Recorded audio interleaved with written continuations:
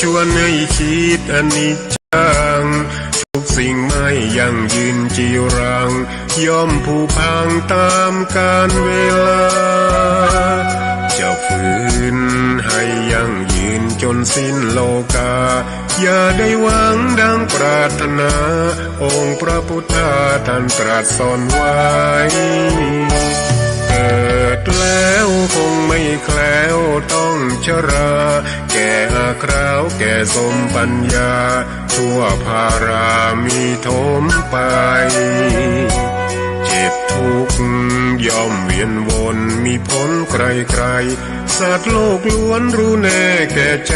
เกิดแก่เจ็บตายหลีกไปไม่พ้นใคร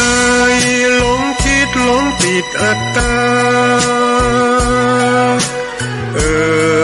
ว่าใจแจ้งกมลแม้นใครปลงได้คงสุขล้น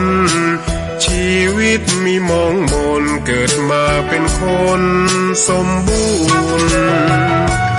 ดับหายเพียงร่างกายไว้ชีวาแต่กุศลผลกรรมทำมาย่อมแปลงค่ากลายเป็นทุนส่งผลให้ทุกคนเวียนวนไม่สูญสุขและทุกข์เป็นไปตามทุนที่พวกคุณได้ก่อทำมา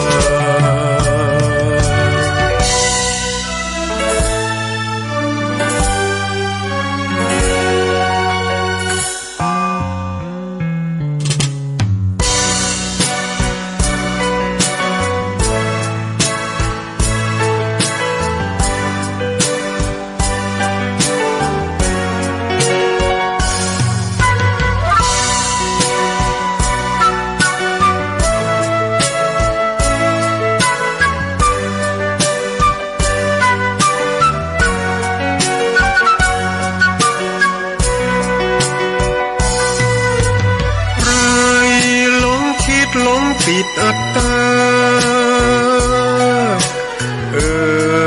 ว่าใจแจ้งกมลแม้นใครปลงได้คงสุขล้นชีวิตมีมองมนเกิดมาเป็นคนสมบูรณ์ดับหายเพียงร่างกายไว้ชีวาแต่กุศลผลกรรมทำมาย่อมแปลงค่ากลายเป็นทุนส่งผลให้ทุกคนเวียนวนไม่สูญสุขและทุกข์เป็นไปตามทุนที่พวกคุณได้ก่อทำมา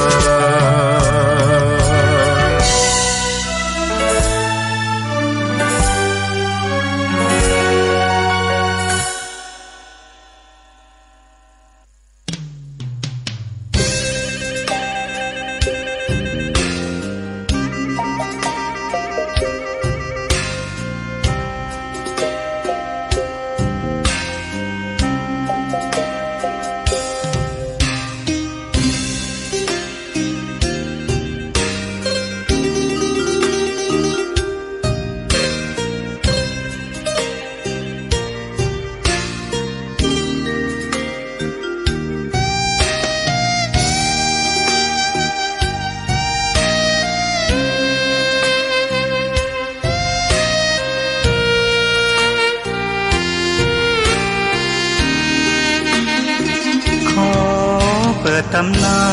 น1,300 กว่าปีแม่จามเทวีสร้างพระเจดีย์ที่วัดดอยน้อยพร้อมเจดีย์โค้งอีกองค์เคียงคู่อยู่ดอยสลับก้อนหินใหญ่น้อยร้อยเรียงน่าอัศจรรย์พระธาตุสีทองแงนมองฝูงพึ่งทำรังช่างมีมนต์ขลังพลังศักดิ์สิทธิ์บนนั้นกล่าวคำไหว้สากราบสักการะคนลุกคนชันส สัมผัสถึงสายสัมพันธ์คงเป็นลูกหลานเคยร่วมสร้างบุญวัดดอยน้อยอยู่กลางยอดดอยโรยต่ออำเภอดอยเหล่าเขตติดต่อป่าสางลำพูนเดินทางปลอดภัยจากเชียงใหม่หรือสายลำพูนยินดีต้อนรับนักบุญมาร่วมสร้างทานบารมีตีสามตีสี่เปิดสถานีฟังตุลุงยองนักเทศเสียงทองชื่อเสียงดังก้องทั่วฟ้าธานีตัวจริงเสียงจริงวัดดอยน้อยแม่จามเทวีต้อนรับญาติโยมที่มีจิตศรัทธามาร่วมสร้างบุญ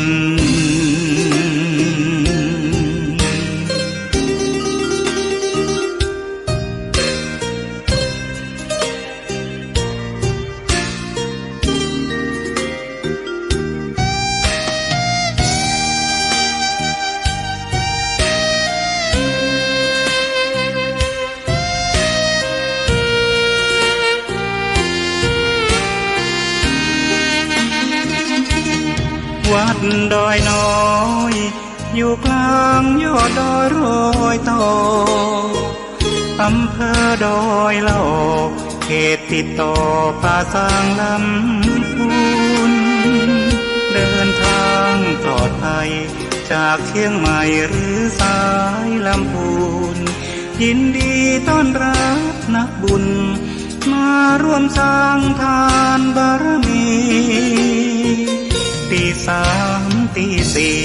เปิดสถานีฟังตุลุงยองนักเทศเสียงทองชื่อเสียงดังก้องทั่วฟ้าธานีตัวจริงเสียงจริงวัดดอยน้อยแม่จามเทวีต้อนรับญาติโยมที่มีจิตศรัทธามาร่วมสร้างบุญ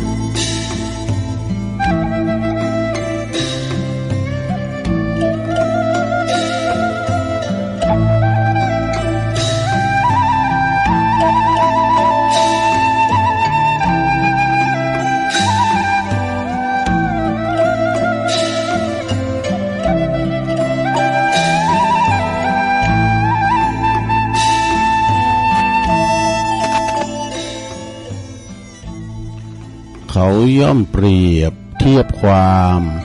ยามว่ารักแม้น้ำผักต้มขมชมว่าหวานครั้นจืดจางห่างเหิน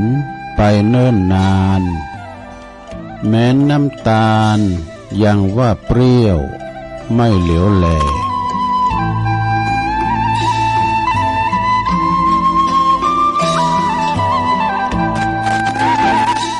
กำยองล้านนามีมาแต่ไทยลูกหลานอย่าได้ลืมลาถ้าเฮาบ้าหักลืมลืมจาแล้วไผในจ้าจักมาสืบถอยก็ขอความนอบน้อมแต่พระรัตนตรัยอันมีพระพุทธพระธรรมพระสงฆ์เป็นสรณะที่พึ่งกราบแนบใจไหวสาถวายความเคารพมายัง ครูบาอาจารย์พระมหาเถรานุเถระตันเจ้าคณะพระสังฆาธิการพระภิกษุสามเณรเจ้าจุโตนจุองค์กุวัดวาอารามพร้อมตึงสำนักติภักทรงโตยเนอะเจริญปอนมายังบรรดาปออกแม่ออกศรัทธาตันสาธุชนนักศีลนักบุญคุณดีตั้งหลายบ่ว่าจะเป็นปอลงแม่ลงปอลุงแม่ป่าตั้งปีป่าหน้าเอาศรัทธาตีนจองห้องวัดเท่าแก่หนุ่มกำใจยิงตั้งหลายตื่นจืนขึ้นมาก็มาเปิดวิทยุเปิดเครื่องหับเปิดโทรศัพท์มาฟังรายการสัพเพเหระปะกินนกะขอนลุงไก่แจงรายการเสียงธรรมแสงทองซึ่งรับผิดชอบบริหารเวลา ดำเนินรายการโดยตนตัวแห่งอาตมาภาพเก่ากระผมตุลุงนันชัยวัดนาคาเสโนคุณเก่าคุณเดิมแห่งวัดพระธาตุดอยน้อยตำบลดอยหลออำเภอดอยหลอจังหวัดเชียงใหม่ก็มาพบมาปักกันในยามค่ำคืนของวันพฤหัสวันศุกร์แล้วก็วันเสาร์สามเจ้านี่ตั้งอาจารย์พระครูอภิวัฒนาวิกรมผู้อำนวยการได้มอบไม้ถวายเวลาต้นโตแห่งตุลุงยองนี่นะมาจัดรายการมานางอู่นางจาก็ปออกไม่ออกศรัทธาในเวลานี่เนาะเป็นเวลาดีตีสามปลายตุลุงก็คุ้นคว้าอันขอคิดขอทำเนาะมาอู่มาเอิ่นมาเล่าสู่จู้กันฟังบางทีก็เอามรดกธรรมพองเตธรรมธรรมก่อมพองธรรมยาวพองธรรมบรรยายพองอีน่ะคุณหาชาดกในนิทานมาในธรรมมาในพระไตรปิฎกพองขอคิดสะกิดใจที่เป็นสูงมาพองนี่นะนี่ก็เอามาตีแผ่ขยายความเมื่อศรัทธาได้ฟังกันเนาะศรัทธาก็เป็นนำทำคำสอนเป็นคำดีมีขอคิดแล้วก็เป็นนันอุทาหรณ์เนาะเป็นในที่แบบอย่างตึงอันดีอันให้ปัญญาอันมันบดีดูนะเป็นคติเตือนเฮาเป็นอุทาหรณ์นี่นะเนาะพร้อมกันนั้นก็จะมีประกาศข่าวสารงานบุญของครูบาอาจารย์โดยจบจากประกาศข่าวสารงานบุญตัวลุงก็มาตักตังลายไผจะมาเข้ามาอู่มาฟังพองจ้านะแล้วก็มาเปิดสายวางสายศรัทธาได้โทรกันเข้ามาอีกนะวันนี้วันเสาร์ก็มีกิจกรรมยกวัดมาบ้านก็รอสักกรรมก่อนที่จะได้ประกาศจือของสถานีคืนบุญต่างๆที่เปิ้นให้เฮาได้ฟังถึงจ้องถึงบ้านเพราะว่าเปิ้นได้กล้องสัญญาณก็เกี่ยวสัญญาณให้ศรัทธาได้ฟังนะตัวลุงก็จะนำไหวพระเกินเพื่อความเป็นสิริเป็นมังกละเป็นมงคลกับตนกับตัวครอบครัวลูกหลานอยู่ดีมีสุขกันต่อไปพร้อมแล้วกราบหนึ่งกราบสองกราบสามอิมินาสกาเลนะพุทธังอภิปูชยามะอิมินาสกาเลนะธัมมังอภิปูชยามะ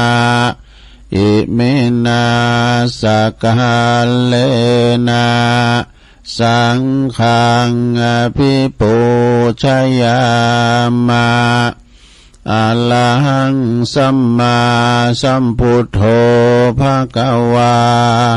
พุทธังภะคะวันตังอภิวาเท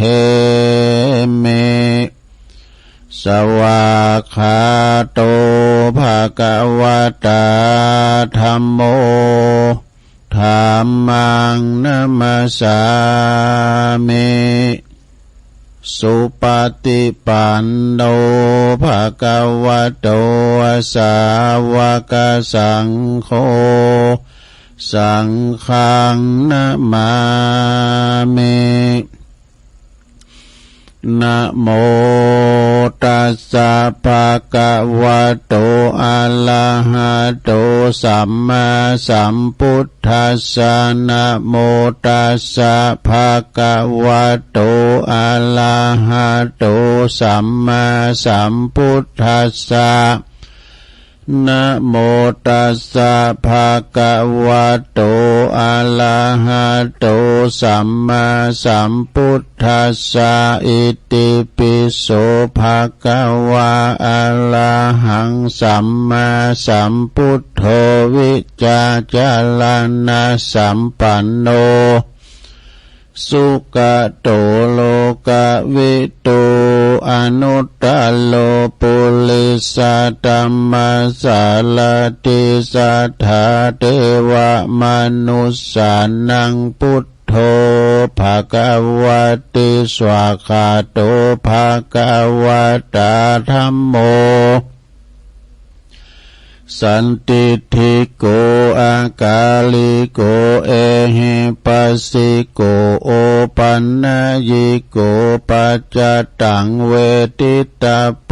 วินโยหิติสุปฏิปันโนภะคะวะโตสาวกสังโฆอุจจุปฏิปันโนภะคะวะโตสาวกสังโฆยายะปฏิปันโนภะคะวะโตสาวกสังโฆสามิจิปฏิปันโนภะคะวะโตสาวกสังโฆญาติตังจัตตาลิปุริสายุคาเนอัฏฐปุริสาปุคคลาเอสาภะคะวะโตสาวกสังโฆอะหุนายโยปะหุนายโยตักขินายโยอัญจลิกาลันนิโยอนุตตลังปุญญเขตังโลกัสสติจายันโตโปธิยามุเลสักกายานังนันทิวัตโนเอวังตรัง วิจัยโยโหหิจายสุจายมังคะเลอปัลลาจิตตปันลังเกสิเสปัทวิปุคะเลอภิเสเกสัพพพุทธานังอากัปปะโตปโมทัตติสุนักตังสุมังกลังสุปาปาตังสุโหติตังสุขันโนสุโมโหโตจะสุยิถังพรหมจาริสุปัทคินังกายกัมมังวาจากัมมังปัทคินังปัทคินังมโนกัมมังปณิติเตปัทคินาปัทคินานิกาตวนะละพันตเถปัทคิเน สัพพิติโยวิวัจจันตุสัพพะโลกวินาศตุมาเตภวัตวันตลายโยสุขีติกายุโกภวะอภิวาทนาสีลิสานิจังวุตตาปัจจายโนจัตตาโลธรรมาว่าทันตุอายุวันโนสุขังปะลัง เอาแล้วน้อศรัทธาญาติโยมต่างหลายตุลุงก็ปิ้นเก้าปิ้นโหนำสวดมนต์ไปเป็นตีเรียบร้อยก็ขอคุณพระติตไหลรัตนะผ่านแผ่วตั้งพระแก้วเจ้าสามประการจงดลบันดาลมาปกป้องคุ้มครองหักษาวัดวาอารามคงแก้วตั้งสามปกป้องหักษาครูบาอาจารย์พระสงฆ์องค์สามมาเนนเจ้าอยู่กับวัดกับว่าเนาะได้มาสืบทอดพระศาสนามาเป็นเนิ่นนาบุญศรัทธาได้มาทำบุญสักการะบูชากราบไหว้เป็นผู้ที่นำจิตวิญญาณนำศีลนำทานปันศีลปันป้อนเนาะแล้วก็เป็นประธานในการดำเนินการก่อสร้างแปลงวัดสร้างวาคุดน้ำบ่อก่อศาลานี่มาเป็นตนเมตตาตนบุญนี่นะเนาะแล้วก็ขอให้งอกงามไพบูรณ์ในพระศาสนาศรัทธาญาติโยมปหลงไม่หลงก็เหมือนกันเนอะขอให้มีสุขภาพพลานามัยสมบูรณ์แข็งแรงหน้าแดงแสงเหอกินข้าวลำกินน้ำลุงปิ้นลมโพลมใสของลูกของหลานเนาะตุลุงก็ขอปิ้นกำลังจิตกำลังใจอีปออีแม่ที่เดินเหินไปไหนมาไหนบ้านใดก็เอาวิทยุเนี่ยเด้อเป็นกูเป็นกิมฟังไปปิดจารณาไปแล้วต้นหนึ่งก็ต้นหนึ่งขึ้นเนี่ยนะมันจะมีไปตลอด นำทำคำสอนคนล็อกเป็นสอบฟังเพลงนักเลงเป็นหุมฟังข่าวคุณใจบ่าวหุมฟังซอคุณหมกกำปึ้งกำป้อชอฟังนิยายคุณเป็นไข่สบายก็ฟังนำฟังธรรมเนี่ยเน้อลงเน้อเอานำทำคำสอนไปฉลมจิตใจเฮาฟังแล้วมีความสุขก็ฟังไปอันใดเฮาฟังแล้วมีความสุขอันนั้นแหละคือบุญนะบุญเกิดจากการความสุขของเฮานั่นเองนะฉะนั้นตั้งปอหอปอเฮินแม่บ้าน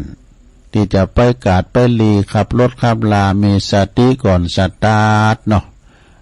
กึดใจได้ว่าโอ้รถมันหนักมันหลายเดินทางระวังตึงรถเปิ้นระวังตึงรถเฮาไปที่ไหนก็ตามไปต่างจังหวัดก็ตามนะต่างสติถ้าใครรับก็ยั่งรับไปตามปั๊มน้ำมันค่าหงพักค่านี่ไปพักที่มันปลอดภัยให้หน่อยเนาะศรัทธาเนาะถ้าว่างงเหงาเฮาน้อมหายไปแล้วก็เดินทางต่อไปเพื่อความปลอดภัยนะง่วงหลับอย่าขับไม่อย่าประมาทเนาะไก่ปีไก่เดินรถมันหนักนานะรถมันหลายเอาแล้วศรัทธาญาติโยมต่างหลายตอนนี้ไปตุลุงก็จะได้เอ่ยไปตังสถานีวิทยุคืนบุญต่างๆที่เปิ้นหับสัญญาณรายการธรรมะทรงเวลาตั้งแต่ตี 3 ถึง 5 โมงเนาะดังต่อไปนี้เนื้อขอบคุณสถานีวิทยุคลื่นพระพุทธศาสนาการศึกษาและวัฒนธรรมของวัดไฟหินเนอร์ตำบลสุเตปอำเภอเมืองเชียงใหม่ FM 104.50 เมกะเฮิรตซ์โดยเมตตาบารมีธรรมอาจารย์ท่านพระครูสมุวิศวัตวรกิจโจเพิ่นก็ลิงสัญญาณไปองค์ขลงในเมืองก็ฟังกันแต่ตุลุงทองมาแล้วกันเนาะฟังกันไปขอบคุณสถานีวิทยุคณะสงฆ์อำเภอฝางตั้งอยู่ที่วัดพระพุทธบาทอุดมนำบ่อสาวาสำนักวิปัสสนา FM 100.25 เมกะเฮิรตซ์โดยเมตตาบารมีธรรมหลวงพ่อพระครูสุจิตานุรักษ์ด็อกเตอร์ครูบายี่แก้วเจ้าคณะอำเภอฝางขอบคุณตุปีจำเริญโชติธรรมโมตุปีเลินเดเนอร์ตุปีสุเทพโดยนะพี่น้องเมืองฝางก็ฟังกันหลงหลายขอบคุณสถานีวิทยุแดนดินถิ่นล้านนาตั้งอยู่ที่บ้านโฮงโงตำบลนำบ่อโลงอำเภอสันป่าตองเนอFM 103.50 เมกะเฮิรตซ์คุณลุจิสมบัติเงาคำเจ้าของสถานีเนอ ขอบคุณสถานีวิทยุคลื่นธรรมของซุ้มซนวัดห้วยตองซักตำบลคงเป้าอำเภอจอมทอง FM 98.75 เมกะเฮิรตซ์โดยเมตตาบารมีธรรมอาจารย์พระครูวาปีวรมานิชโซนไต่สายไต่ก็ฟังกันไปขอบคุณสถานีวิทยุมนเสียงธรรมอำเภอแม่แจ่มวัดบุพารามเนอ FM 106.25 เมกะเฮิรตซ์โดยเมตตาบารมีธรรมอาจารย์หลวงพ่อพระครูมงคลวิสิทธิ์หลวงพ่อใหญ่เจ้าคณะอำเภอแม่แจ่มขอบคุณท่านพระปลัดอุทัย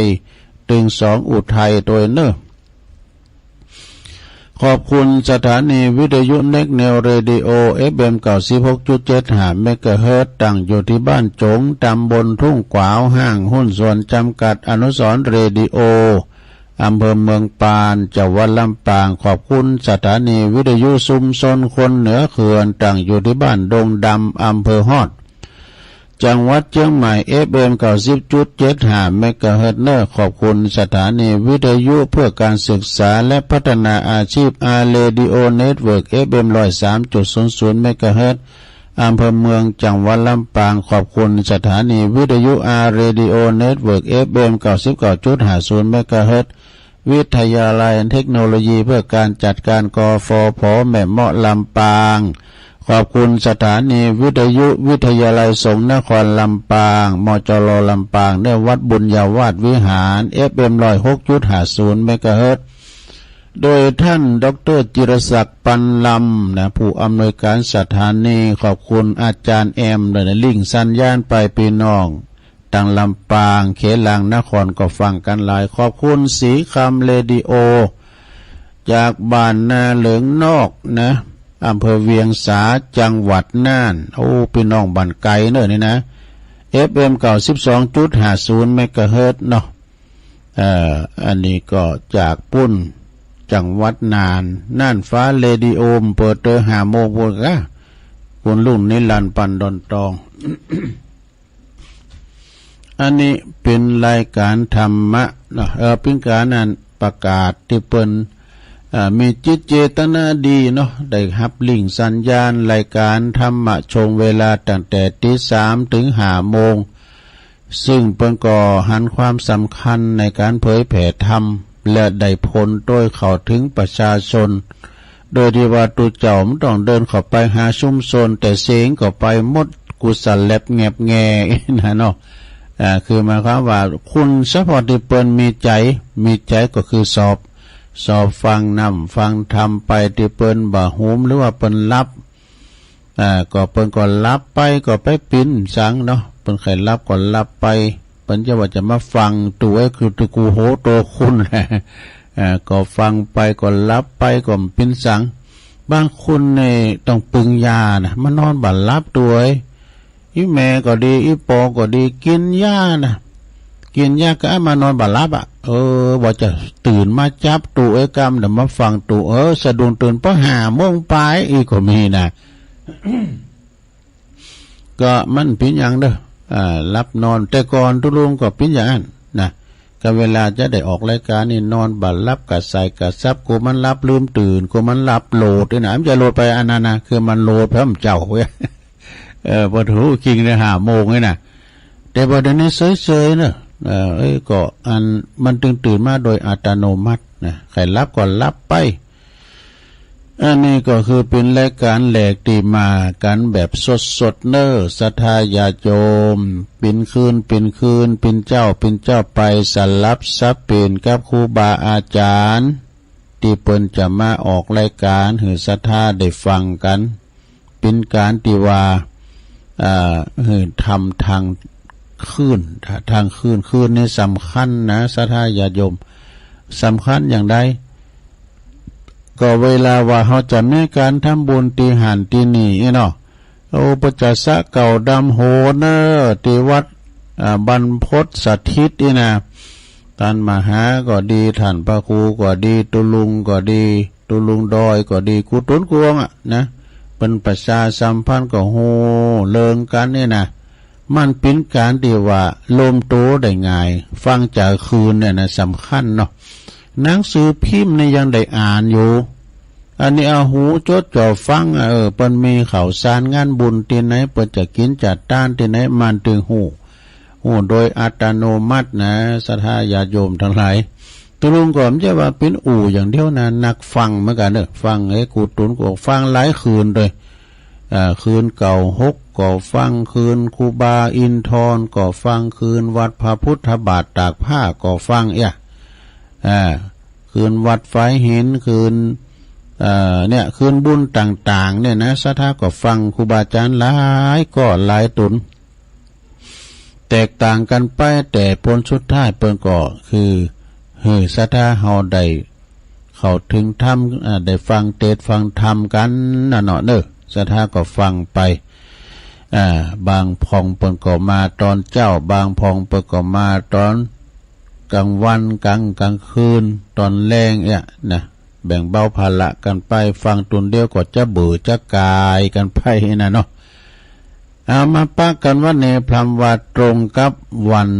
เสาร์ที่5ที่6แล้วกับวันนี้เนาะวันเสาร์ที่6แล้วเนอะศรัทธาเนอะ ที่6ที่7ที่8วันที่8นี่เป็นวันศีลเนอะเดินดับ จากนั้นก็วันนี้เป็นวันเสาร์ตุลุงก็จะมีกิจกรรมเนาะตามแบบบ่อโบราณที่ตุลุงเคยทำมายกวัดมาบ้านเปิดวัดได้อีปอยเมตที่เคยไปวัดไปวาเนาะกลัวจะลืมกรรมไปก็เลยเอามานะสมมุติหรือว่าสร้างจินตนาการเฮาไปวัดกะ เพิ่นก็จะมีปูจานก็เนี่ยพระดังอีกจะไหวจะโยงเข่าบาทโยงเข่าพระเจ้าอย่างนี้นะจะนั่นก็อันเป็นวันเสาร์ก็จะมีกิจกรรมอย่างอีไปจะนั่นก็อาลานอพร้อมแล้วบ่เดือฮาวาเฮาโยงขันเกี่ยวทั้ง3ว่าพร้อมกันไปเลยนะลงเด้อว่าพร้อมกันไปเลย นะมา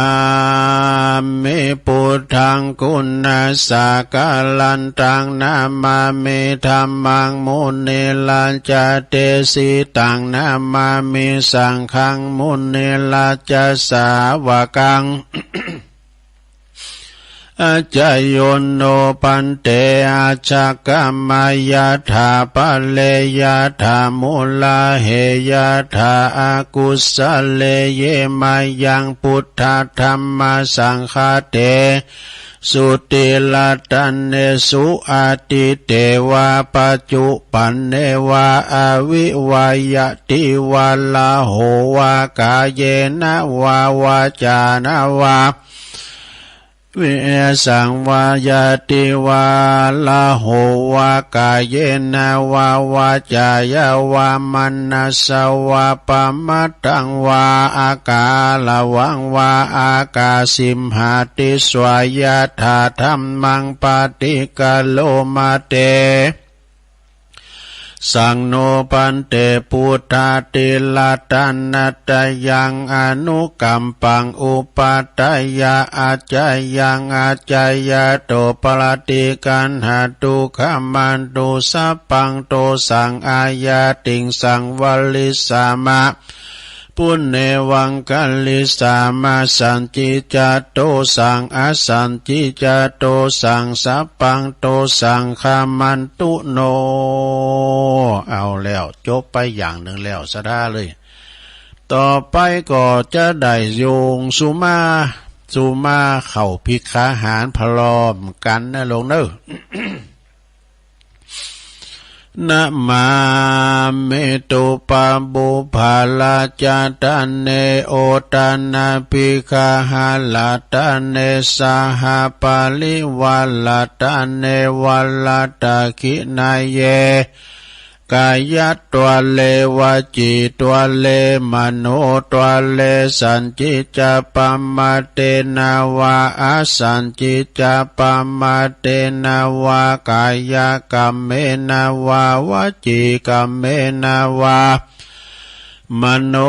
กัมเมนาวาอาติตาโตสังปัจจุปันนโตสังสัพปังโตสังฆามันตุโนตุติยัมปิตติยัมปินัมมาเมตุปะบุภาลาจาตันเนโอตันนาปิกาหาลาตันเน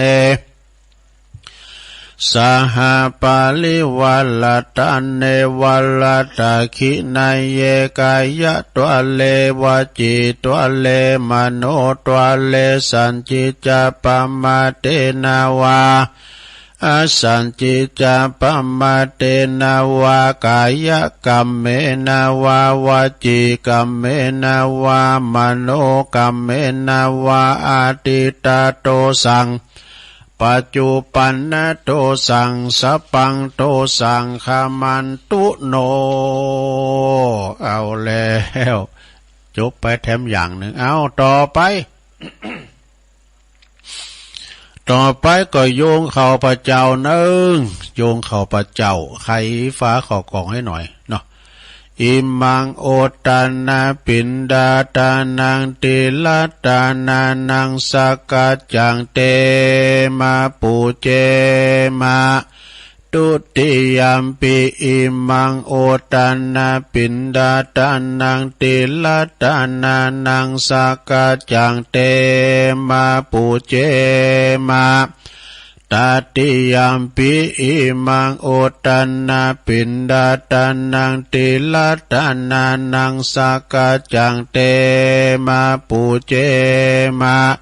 ติกาลตังหิตายาสุขายายาวันนิพพานายาสังวาตันตุโน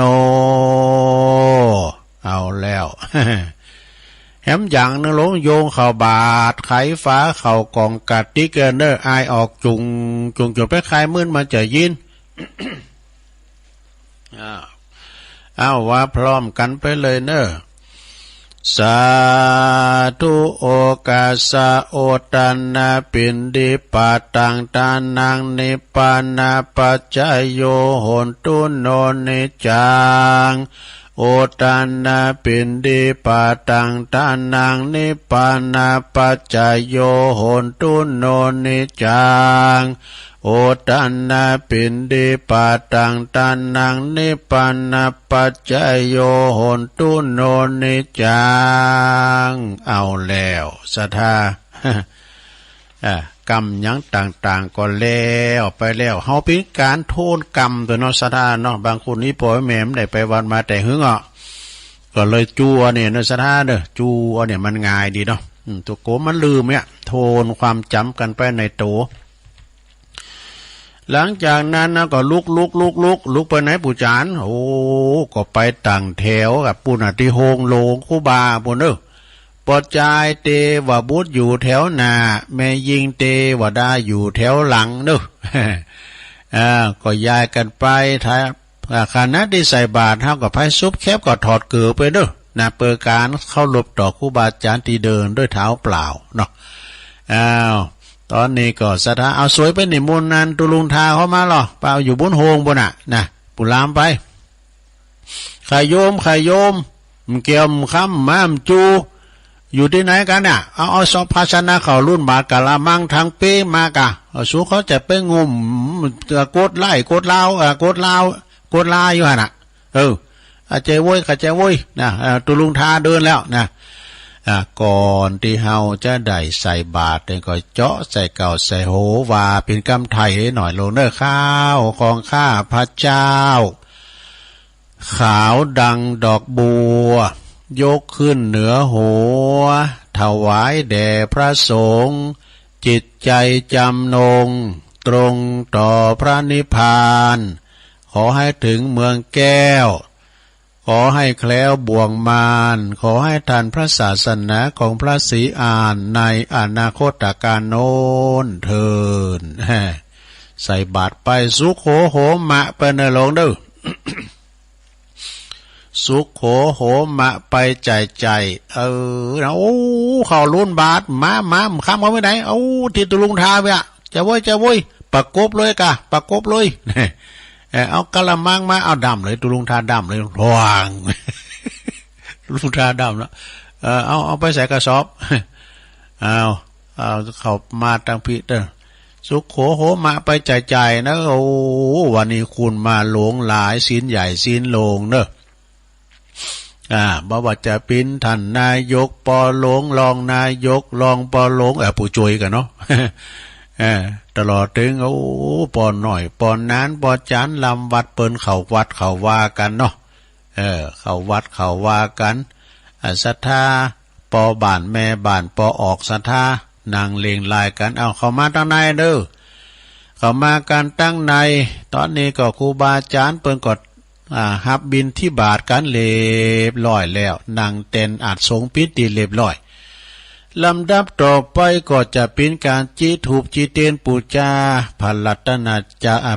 นตรัยพระเกี่ยวเจ้าตั้ง3วันนี้ได้รับเมตตาได้รับเกียรติจากตั้งปอกำนันเนี่ยครับเนาะปอกำนันเฮาเปิ้นได้มาร่วมทำบุญเจ้านี้โดยขอเชิญเปิดมาจิตีนเด้อศรัทธาอยู่ในอาการอันสงบเด้อจะไปอู่การดักเงียบนะครับปุรามตั้งจุดเตียนสนุนตั้งหมั่นว่าเด้อตอนนี้เชิญปอกำนันเนาะเป็นประธานจุดเทียนทูปปูชาพระรัตนตรัยทุกท่านปนมมือเด้อใจดีคือพระพุทธใจบริสุทธิ์คือพระธรรมใจงามคือพระสงฆ์เนอะอันนี้กรรมของปครูโอนเปิ้นว่าอารัมภบทในโมนและโทษนะอันผู้ช่วยเกณฑ์ขันศีลให้กับตุลุงทากรรมเอาแล้วเนาะตอนนี้ศรัทธาอย่าบูจานว่าไปเลยมันลาแล้วเพื่อจะไปเยการกันอยู่ต้องมันแตนเหมือนขาตอนนี้ได้เวลาเนาะเขาจะได้หับศีลเนอะศรัทธา7 วันนี้ก็มาหับศีลเนอะเติมวันเสาร์ยกวัดมาบ้านนี่เอาแต่แล้วเนอะกันตุลุงต่างนะโมก็ว่านะโมด้วยกันหาดูนะตุลุงทาจะว่าละนะเอาบูจานว่าไปเลย มายังพันเตติสาลาเนนะสหปัญจศีลานิยาจามะตุติยัมปิมายังพันเตติสาลาเนนะสหปัญจศีลานิยาจามะตติยัมปิมายังพันเตติสาลาเนนะสหปัญจศีลานิยาจามะนะโมตัสสะภะคะวะโตอะระหะโตสัมมาสัมพุทธัสสะนะโมตัสสะภะคะวะโตอะระหะโตสัมมาสัมพุทธัสสะนะโมตัสสะภะคะวะโตอะระหะโตสัมมาสัมพุทธัสสะ พุทธังสรณังคัจฉามิธัมมังสรณังคัจฉามิสังฆังสรณังคัจฉามิตุติยัมปิพุทธังสรณังคัจฉามิตุติยัมปิธัมมังสรณังคัจฉามิตุติยัมปิสังฆังสรณังคัจฉามิตติยัมปิพุทธังสรณังคัจฉามิตติยัมปิธัมมังสรณังคัจฉามิตติยัมปิสังฆังสรณังคัจฉามิติสรณคัมมานังนิติตังปานาติปาตาเวละมณีสิกขาปะทังสมาธิยามิ อตินนาตานาเวละมณีสิกขาปะทังสมาธิยามิกามเมสุมิจฉาจาลาเวละมณีสิกขาปะทังสมาธิยามิมุสาวาทาเวละมณีสิกขาปะทังสมาธิยามิสุราเมรยะมัชฌะปมาตฐานาเวละมณีสิกขาปะทังสมาธิยามิอิมานิปัญจสิกขาปทานิสีเลนะสุขติงยันติสีเลนะโภคสัมปทาสีเลนะนิพุติงยันติตัสมาสีลังวิโสทะเยสาธุสาธุสาธุเอาหับศีลหาไปปิดติดเรียบร้อยเนอะพอออกไม่ออกศรัทธาพอหลงไม่หลงหักษาไว้ดีๆเนอะไปเสียมันหายนะหายไปขอสองขอมพี่ยังเสาหน้าตุลุงก็มาปั้นแถมมาต่อศีลกันแถมเรียกกันนะศรัทธาญาติโยมทั้งหลายศีลปิณพรเนอะที่งามงดงามแต่ศีลห้าศีลแปดศีล10ศีล227ประดับกายประดับโตประดับตนไผมีศีลประจำใจจะมีใบหน้าอีบเอิมงามเขาผ่องผิวพรรณวันนะก็จะสดใสวัยะเนอะบ่ได้ปิ้นตุกสังตอนนี้ไปตุลุงก็จะได้สวดพญานกยุงทองเกินเนอเป็นคาถาเขี่ยวขาดปลอดภัยนะพญานกยุงทองนี่ก่อนที่จะออกจากถ้ำจากที่อยู่ในเปิดจัดตองคาถาบทนี่เนี่ยไปที่ไหนก็ตามเขี่ยวขาดบ่อ่านปลอดภัย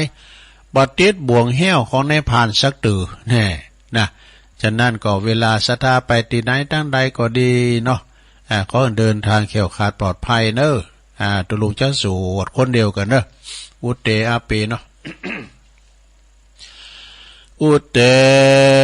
ตยัญจะคุมาเอกาลาชาหาลิสาวันโนปาทาวิปาภาโสตังตังนามัสสามิหาลิสาวันนังปาทาวิปาภาสังตายาสากุตาวิหาเล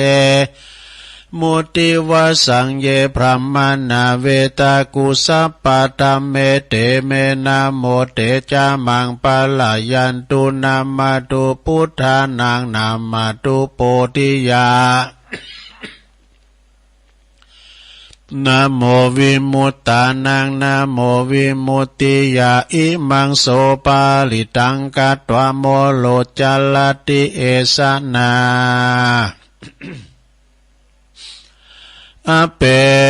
ตยัญจะคุมาเอกาลาชาหาลิสาวันโนปาทาวิปาภาโสตังตังนามัสสามิหาลิสาวันนังปาทาวิปาภาสังตายาสากุตาวิหาเลมูลัตติงเย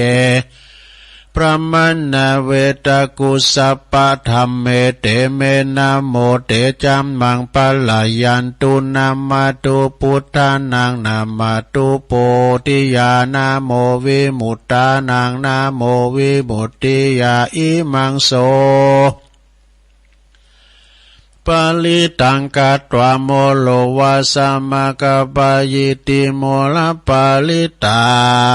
งเอาแล้วอันนี้เป็นอันสวดนกพญานกยุงทองในลงเนอไปไหนขอเดินทางเขี่ยวขาดปลอดภัยนะว่าจะไปตั้งเนื้อตั้งไตไปไกลก็ดีนะพญานกยุงทองเปิ่นก็เขี่ยวขาดก็ปลอดภัยกับคาถาบทเนี่ยนะโมหับปลิตหรือว่าอุตเตอาเปเนาะเอาละตอนนี้ไปตุลุงจะโยงกุลโลมกันเนอะโยงกุลโลมนะแบบเส้นเป็นนั้นเป็นการที่ว่าโยงกุลโลมมีหยังมีกุลหมดศาสนากุลมีตอใดมีหนิหมดเด้อ สาธุสาธุสาธุข้าขอยกมือ10 นิ้วขึ้นตั้งวางคิ้วไก่เก่าเกษาขาจักนำมาสาการไหวพระปิตามีกุล21กุลพระมันดามี12กุลพระแม่โพศพ39กุลพระพุทธเจ้ามี56กุลพระธรรมเจ้า38กุลพระสังฆเจ้า14กุลอาจารย์มี10กุลกรรมฐานมี8กุลไฟมี6กุลลมมี7กุลแม่ธรณีมี21กุลคงแม่น้ำคงคามี12กุลอัคคัลละ33กุลศีล5มี11กุลศีล8มี12กุลศีล10มี21กุลจตุปัลลิสุตตศีลมี27กุลอรหันตาคือมรรค4ผล4นิพพานหนึ่งรวมเป็น9กุลอัสสาสะปัสสาสะนิสาวาสอัสสากุลพระวิหาร84,000 ปันลังกุลพระมหาเจติยาเจ้า84,000 ปันดวงขออาราธนาพระคุณเจ้าต่างหลายเหล่านี้จึงมาเป็นสร้อยประดับสำหรับกายอันประเสริฐเมื่อข้าพระเจ้าต่างหลายดับจิตใจเสี่ยงชีวิตไปในสังขารในปีใดเดือนใดวันใดยามใดคืนใดก็ดีดังอ่านผู้ข้าต่างหลายก็ขออาราธนาคุณพระเจ้าต่างหลาย กูพระคุณเจ้าทั้งหลายจงมาเปิดประตูพระนิพพานคือเวียงแก้วแก่ผู้ข้าต่างหลายแด่เดินนิพพานาปัจจโยโหนตุโนนิจังนิพพานังปะละมังสุขังเอาแล้ว ไหวคุณโลมก็แล้วเฮ็ดเต้าอี้เนอะลงเนอะนะต่อไปในเฮาจะได้แผ่เมตตากะนะศรัทธาญาติโยมทั้งหลายการแผ่เมตตานี่ก่อนที่เขาจะแผ่เมตตาให้สัมภสัตทั้งหลายแผ่ตัวเก่ากันนะลงเนอะนะแผ่ตัวเก่ามันมีไฟก่อนเนี่ยอย่างไฟเขามีเปิดแต่มาจิมุลีมาต่อที่เขาเนี่ย เนาะแผ่เมตตาตัวเองก่อนอาหังสุขิโตโหเมขอให้ข้าพระเจ้ามีความสุขนิทุกโขโหเมปราศจากความทุกข์อเวโรโหเมปราศจากเวรอภยาปัชโชโหเมปราศจากอุปสรรคอันตรายทั้งปวงอนิโคโหเมปราศจากความทุกข์กายทุกข์ใจสุขีอัตตนังปริหารเมมีความสุขกายสุขใจรักษาตนให้พ้นจากทุกภัยทางสิ้นเถิดเอาแล้ว อันนี้เป็นแผ่เมตตากับตัวเองนะลุงเนอะตอนนี้ไปก็แผ่ให้กับสัมภสัตทั้งหลายแผ่เมตตานี่นะว่าพร้อมกันไปเลยสัพเพสัตตาสัตว์ทั้งหลายที่เป็นเพื่อนทุกข์เกิดแก่เจ็บตายด้วยกันทั้งหมดทั้งสิ้นอเวราโหนตุจงเป็นสุขเป็นสุขเถิดอย่าได้มีเวรแก่กันและกันเลยอภัยยาปัชชาโหนตุจงเป็นสุขเป็นสุขเถิดอย่าได้เบียดเบียนซึ่งกันและกันเลยอนิฆาโหนตุจงเป็นสุขเป็นสุขเถิดอย่าได้มีความทุกข์กายทุกข์ใจเลยสุขีอัตตานังปริหารันตุจงมีความสุขกายสุขใจรักษาตนให้พ้นจากทุกภัยทางสิ้นเถิดเอาแล้ว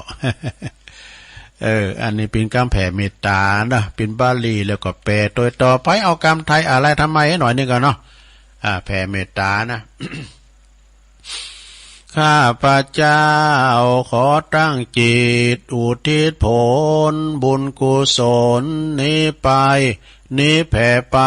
ให้ไพศาลถึงบิดามารดาครูอาจารย์ทั้งลูกหลานญาติมิตรสนิทกันคนเคยรักเคยชังแต่ครั้งไหนขอให้ได้ในกุศลผลของฉันทั้งเจ้ากรรมนายเวรเทพเทวันขอให้ท่านได้กุศลผลนี้เถิดสัพพสัตว์ทุกท่วนหน้าเทพารักษ์จงประจักษ์ในกุศลผลนี้หนาขอให้ท่านประสบสุขทุกเวลาสมดังข้าอุทิศให้ด้วยใจเถิดเลี้ยวไปทำอย่างเลย เนี่ยเลี้ยวไปปิ้นอย่างความจริงนี่ก็แต่ละวัดนี่เปิ้นอาจจะหนักเลยนี่ก่อนนะแต่อันนี้เฮาแผ่เมตตาต่อไปเฮาจะได้แผ่เมตตาแบบเมืองนะลงเด้อแบบเมืองอย่างไรก็อีตังอย่างกินเจี้ยแล้วก็วันตาหน่อยวันตาหลวงก็แล้วอันนี้ไหนนะเอาเด้อต่อไปเกมน้ำยาได้ไปยาเสกให้ในโลงเด้อยากึ่งนึงก็เดียวยาถาวาลีวหาก็ยาแถมกึ่งนึงนะแต่ไปยาเสกเตอเอาให้กึ่งนึงก่อนเด้อแต่ถึงโขแต่ไปข่อมตบลำไปนะว่าอีตังพาลมกันไปเลยอิตังทานากรรมังนิปปานาปัจจายโยโหตุโนนิจังอิตังศีลกรรมังนิปปานาปัจจายโยโหตุโนนิจังอิตังภาวนากัมมังนิปปานาปัจจายโยโหตุโนนิจังยังกินเจกุสาลังกาตาปังกัมมังสัพเพหิกาเตหิกาตังปุญญังโนอนุโมตันตุสุนันตุพนโตเยเตวะอัสสามิงทาเนอติกาตาติกายุกาสัตตาหนตุสัพพสัตตาสุขิอัตตานังปะลิหาลันตุมาตาปิตาสุขิตาหนตุทุกขาปัมมุญจันตุสัพเพยติกาสุขิตาหนตุทุกขาปัมมุญจันตุสัพเพอัญญาติกาสุขิตาหนตุทุกขาปัมมุญจันตุสัพเพปิสาสัพเพยาคาสัพเพเปตาสุขิตาหนตุทุกขาปัมมุญจันตุสัพเพนาคาตาสุขิตาหนตุทุกขาปัมมุญจันตุสัพเพเทวาสุขิตาหนตุทุกขาปัมมุญจันตุสัพเพอาจาริยุปัจจยสุขิตาหนตุทุกขาปัมมุญจันตุสัพพสัมปติโยสามิจันตุโวเอาแล้วต่อไปเขาก็จะได้วันตาหลวงพระประธานเนอะถึงมดถึงไม่สาลีมหาโพธิงมดเนอะ วันตาเมปุตังสาปังเมโตสังฆามาธัมเมปันเตวันตาเมธัมมังสาปังเมโตสังฆามาธัมเมปันเตวันตาเมสังฆังสาปังเมโตสังฆามาธัมเมปันเตวันตาเมกุลูอุปจาจาริเยสัพพังเมโตสังฆัมมัตถัมเมปันเตวันตาเมกัมมัฏฐานังสัพพังเมโตสังฆัมมัตถัมเมปันเตวันตาเมอัลลเมปัตตสิมัญญังสัพพังเมโตสังฆัมมัตถัมเมปันเตวันตาเมเจติยังสัพพังสัพพทานเนสุปลติติตาสลีลาธาตุมหาโพธิง ปุตตะโลปังสากาลังสันตานากาโลเกเทวโลเกพรหมโลเกจมปูติเปลังกาติเปสาลีลาธาตุโยเกสาธาตุโยอาลาหันตาธาตุโยเจติยังกันตะกุติงจตุลาสิติสาหัสเสธัมมกันเตสัพเพตังปาตาเจติยังอะหังวันตามิสัพพโสเอาละต่อไปสุมาพระสังฆเจ้าสัมมาเนรทั้งหลายวินนามาตังตุลุงทาเขาไปเนอวันตาน้อยพะลมกันไปเลยวันตามิพันเตสาปังอาปัลลาตังกามาตาเมพันเตมายากาตังปุญญังสามินาอนุโมทิตาปังสามินากาตังปุญญังไมหังตาตาปังสาธุสาธุอนุโมทามิกัตตาโลธรรมาวัฏันติอายุวันโนสุขังปะลังสาธุสาธุสาธุ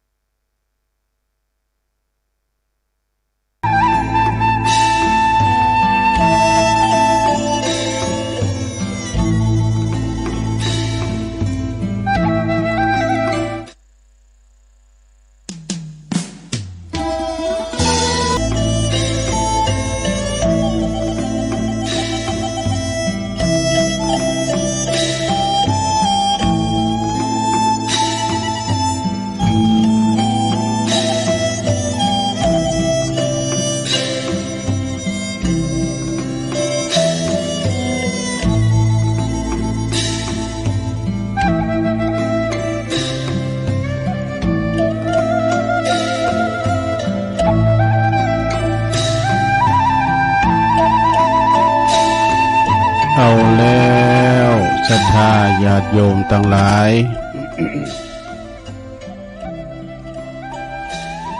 ตัวลุงก็พักเบรกเนาะพักเบรกแล้วก็ได้เตียวไปเตียวมายืดสินยืดสายขยับขยายร่างกายเคลื่อนไหวกล้ามหนึ่งนางมืนแล้วก็มาจิบน้ำจุ่มคอมาอู่กันต่อจมงที่สองเนาะขณะนี้ท่านทั้งหลายก็กำลังหับฟังรายการสัพเพเหระปกิณกะขอนลุงไก่แจ้งซึ่งดำเนินรายการโดยต้นโตแห่งตุลุงยอง ได้มานั่งอู่นั่งจาก็ปออกศรัทธาวันเสาร์เนาะมีกิจกรรมวันนี้เป็นวันเสาร์ศรัทธางานบุญก็ไม่หลายวัดเนาะงานโบสถ์งานบุญงานหยังต่างๆนะก็มันก็เข้ามางานบุญเป็นการสร้างศาสนทายาทโบสถ์พระล้านตุโบสถ์พระล้านเนนเข้าสู่ลมเงาต่างพระพุทธศาสนาเนาะที่จริงตุลุงก็ว่าไปสอหาธรรมอานิสงส์โบสถ์ที่ไหนก็บอกปะมันไหวหลายตีนะอันธรรมนี่ก็เหมือนกันนะก็เวลาว่าเขาต้องการก็หูมันหายโหปะนะไม่สุมาเนาะก็เวลาเขาต้องการก็เดียวก็ปะก็เดียวก็ป้าเนี่ยมันเป็นจะใดมันเป็นเดือโคนโล่หลวงพ่อจังหวะน่ะ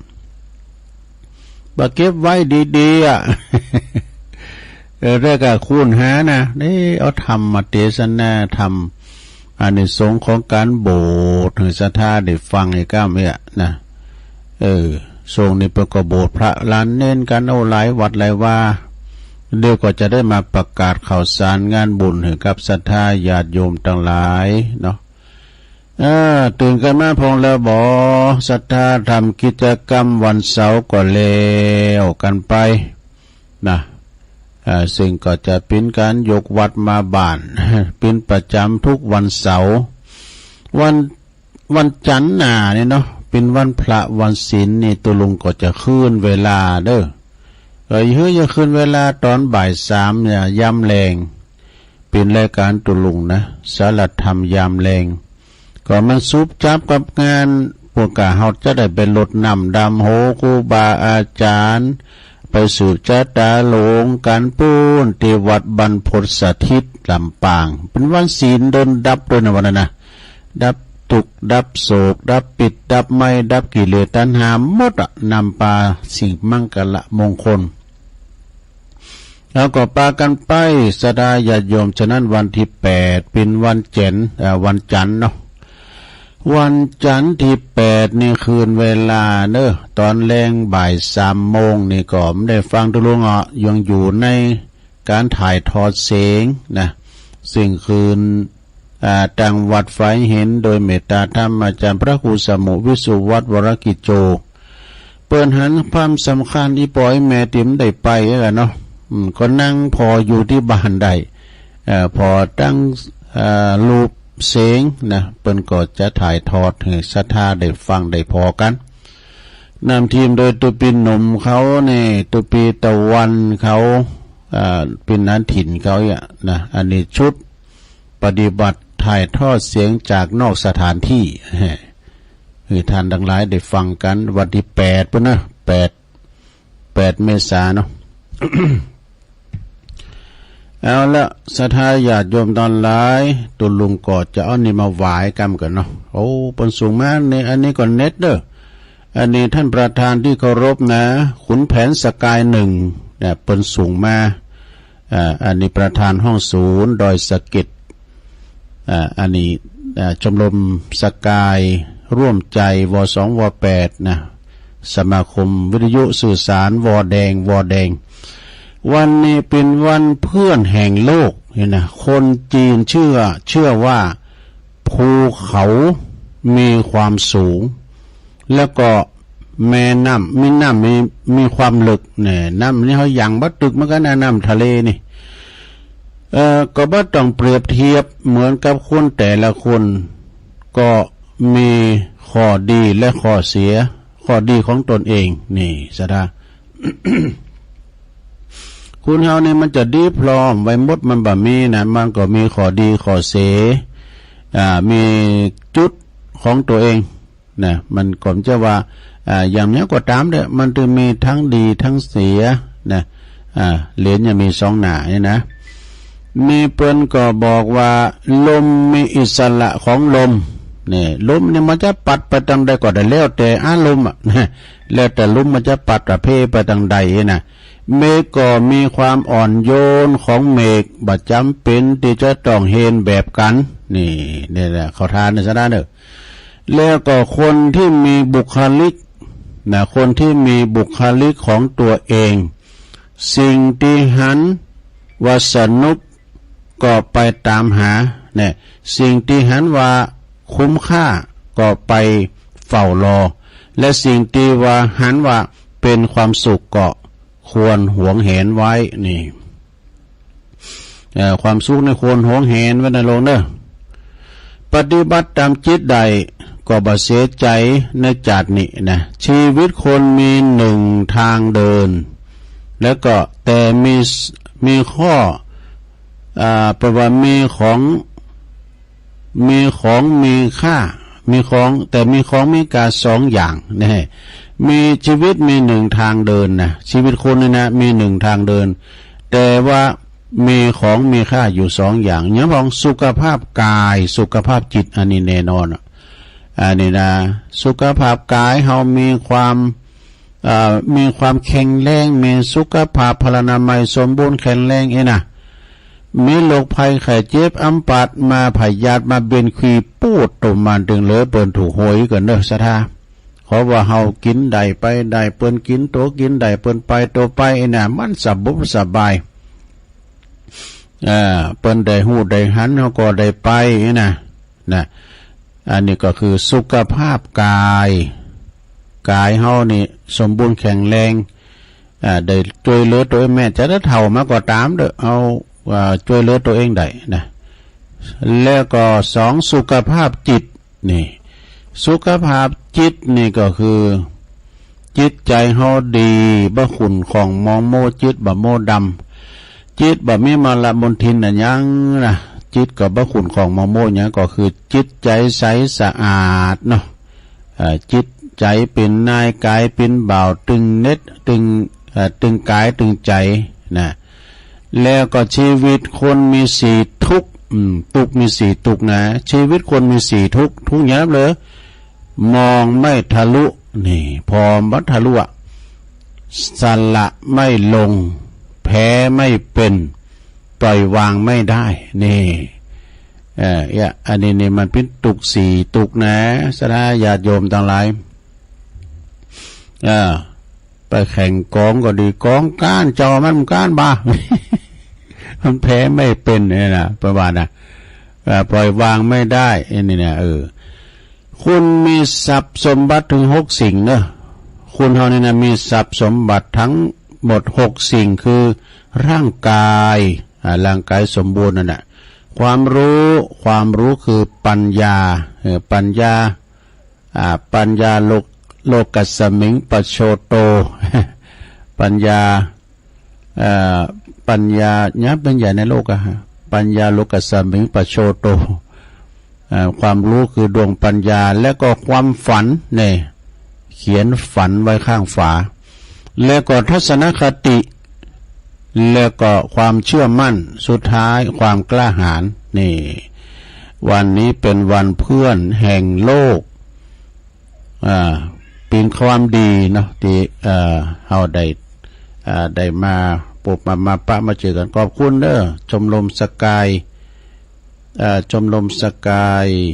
1นะฮะ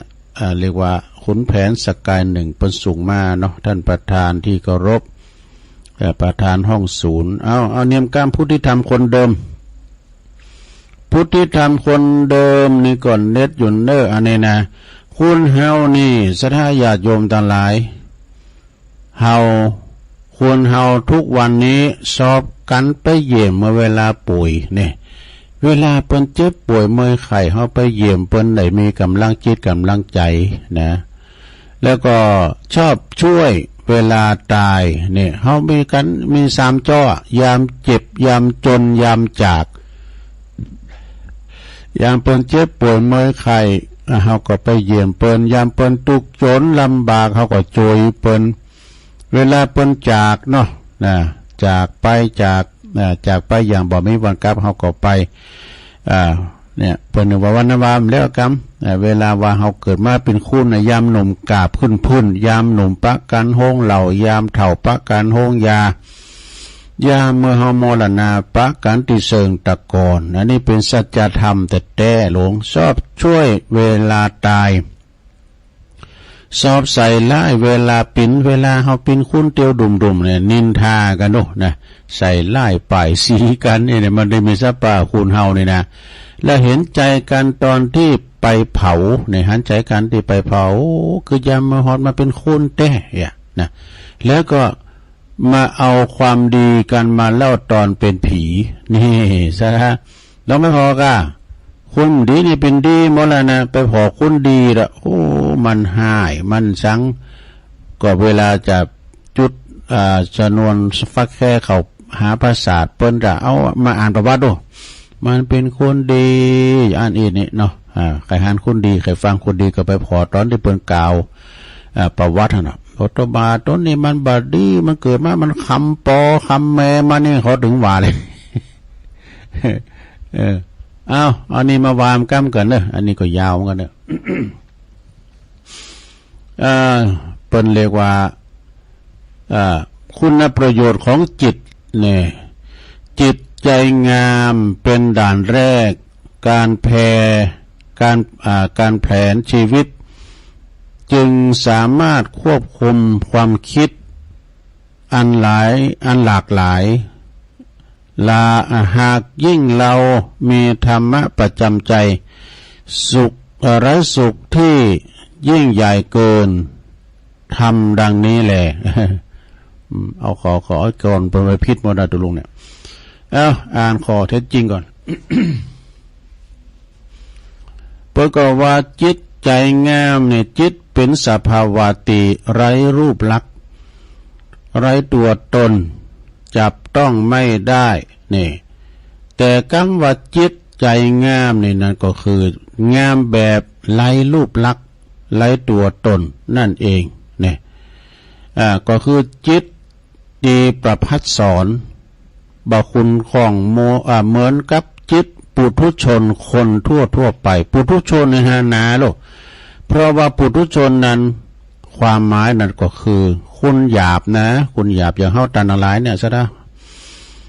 ก็แต่จริงๆแล้วในคำว่าคุณหยาบนั้นก็ยังหาใช่ว่าที่จะมาเปรียบเทียบกับคำว่าปุถุชนไม่ได้นี่ขันนะความหนาของกระเบิงมูลค่าการจ้างก็ยังบ่อาจสมควรที่จะมาเปรียบเทียบกับความหนาของจิตของปุถุชนใดเลยเนี่ยเฮาก็มาลองคิดดูเอาเองแล้วกันว่าจิตของปุถุชนนั้นมันจะหนาจะหยาบจะกระด้างขนาดไหนแล้วแต่ตัวเฮาคิดว่าตัวเฮาเนี่ยมีจิตใจของปุถุชนแบบที่หลงเหลือแบบนี้หลงเหลืออยู่หรือเปล่าถ้าเฮาสามารถทำจิตของเฮาให้ผ่องใสได้วางตนได้สายตาปีนร้อยกูก็จะจับต้องมาที่เฮานั้นก็จะพอเฮาในทางที่แง่ดีเนอะมองเฮาในทางแง่ดีชีวิตเฮาก็จะมีแต่ความสุขอารมณ์ของเฮาก็จะดีได้เมื่ออารมณ์เฮาดีแล้วหน้าตาเฮาก็จะดูดีดูอ่อนไหวขึ้นเยอะเลยว่ะถ้าไผยิงใจธรรมะมาคัดเกลาจิตใจตัวเองในชีวิตประจำวันใดแล้วนั่นก็คือที่มีความสุขนะชีวิตที่มีความสุขที่สุดละเพราะว่าสุขอันใดจะยิ่งใหญ่ไปกว่าสุขแห่งธรรมนั้นบ่มีแล้วนะนัตติปาลังนะนัตติสันติปาลังสุขขังจากนั้นนี่ก็คือจากนั้นนี่ก็คือความทรงจำความจำได้หมายรู้ในสิ่งที่อยากจะได้ความสมหวังจากสิ่งที่หวังซึ่งความสุขเหล่านั้นมันบ่มีความจีรังยั่งยืนเลยมีประวัติมีใดก็ต้องมีเสมีสมหวังก็ต้องมีผิดหวังเป็นธรรมดาแต่ถ้าสุขแห่งธรรมะแล้วนะสดาญาโยมสุขแห่งธรรมะแล้วบ่ได้มีความอยากได้อยากมีอยากเป็นอย่างเลยนะแค่จิตใจของเฮาสามารถปล่อยวางทุกสิ่งทุกอย่างได้แล้วก็ความสุขความตุตีจอมปลอมมันจะเกิดขึ้นมาได้อย่างใดดูอันนี้จึงเป็นคำยืนยันได้อย่างดีว่าความสุขที่แท้จริงและก็ยิ่งใหญ่ที่สุดนั้นก็คือสุขแห่งธรรมะนั่นเองนะคือต้องใจจิตเท่านั้นที่จะสัมผัสถึงความสุขแห่งธรรมะได้นั้นนะนี่นะธรรมะจีรังสุขังเสตินะครับจิตจริงเป็นไปแค่เขียนก้อนเลย เดี๋ยวก่อนประมาณรู้แล้วหมอเพราะว่าจิตที่งามตามธรรมชาตินั้นมองไม่เห็นจึงโดดเด่นกว่าสิ่งใดไร้รูปลักษณ์เรียกว่าจิตประภัสสรเพราะมีหลัก ปราศจากอวิชชาจะดูดีเนี่ยจิตที่มีศรัทธามาเป็นหนึ่งจึงจะดูมีคุณค่าณบัดนี้หากรู้จักใช้ชีวิตและคิดดีชีวิตนี้คงไม่มีทางอับจนแต่กันเนาะบนเส้นทางสร้างจุดเปลี่ยนเพื่อเรียนรู้จึงควรคู่รู้ให้ไวไม่สับสน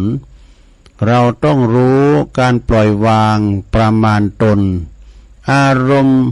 คงอารมณ์ที่ดีไว้ในบัดนาว เปิดมานะในบัดนาวแปลว่าอย่างบัดนาวแล้วเราจะขอพอรู้มั้งแล้วเราจะดูแก่ช้าหน้าอ่อนวัยเนี่ยดูยังไงเหมือนกับตอนเป็นหนุ่มสาวอารมณ์ดีชีวิตนี้จะยืนยาวทั้งโรคภัยไม่มาก็ไม่เข้ามารังควานแต่กันเนาะถ้าจิตซามจนลุกลามในการนี้ต้องควบคุมจิตให้ดีอย่าผลีผลามชีวิตนี้มีเวลาก็ไม่นานจงปล่อยวางทางที่ดีทางที่ดีทางที่ดีนี่ชีวิตจริง เอาไปมาลุกเอาให้ได้อีกกันเนาะมันยาวเหมือนกันนะลงเลยมีคำหน่อยนะยิ่งมีธรรมประจำใจไม่ลุ่มหลงชีวิตนี้มีขึ้นลงรวมหนี้สินสรรพสิ่งไม่มีอะไรเป็นของจริงอย่ายึดถือคือหลงทางวางไม่ลงใครนำธรรมมาหนุนส่งไม่หลงทิศพาชีวิตประจำวันให้ผ่านพ้นอุปสรรคที่ยังกีดขวางทางหนทางตนจะข้ามพ้นตรงจิตฉันดังนี้แหละจบแล้วหลง อันนี้เป็นพุทธิธรรมคนเดิมเด้อเท่าละเด้อ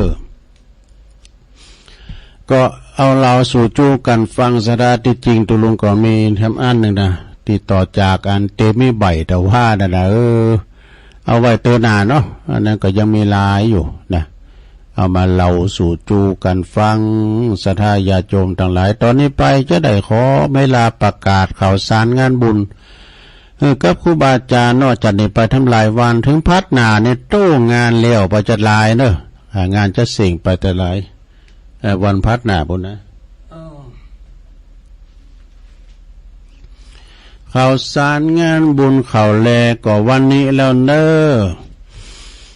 วันนี้ที่ไหนตุก็ที่